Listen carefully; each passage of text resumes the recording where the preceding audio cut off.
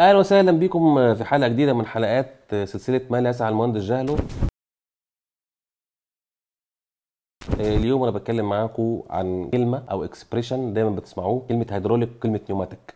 الهيدروليك سيستم والنيوماتيك سيستم او الانظمه الهيدروليك وانظمه النيوماتيك. اول حاجه لما تسمع كلمه هيدروليك لازم ذهنك يروح للوسيط. مين اللي بيستخدم في انظمه الهيدروليك؟ الزيت او الميه. مين اللي بيستخدم في انظمه النيوماتيك؟ الهواء او الغاز.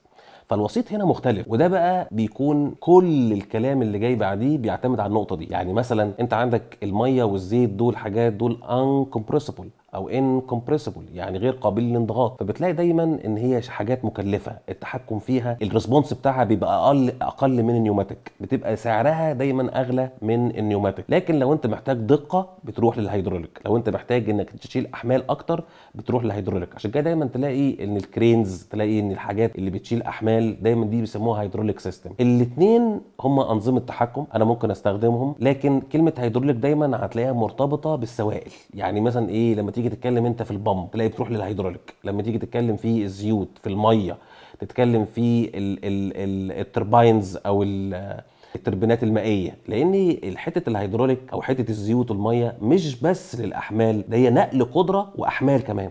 يعني انت ممكن تنقل قدره او تولد قدره عن طريق الميه والزيت، زي مثلا في حاله الهيدروليك ترباين. وممكن برضو نفس الكلام تولد برضو طاقه عن طريق الغازات، زي مثلا في حاله الجاز ترباين. فخد بالك اني يعني افصل دايما بين الحاجتين، في حاجات بتعتمد على السوائل وفي حاجات بتعتمد على الغازات. طبعا الاثنين فلويدز والاثنين مواقع، لكن في حاله السوائل هتسمع دايما كلمه بامب، كلمه هيدروليك ترباين. هتسمع دايما في الغازات كلمه كومبريسور، كلمه جاز ترباين، وهكذا.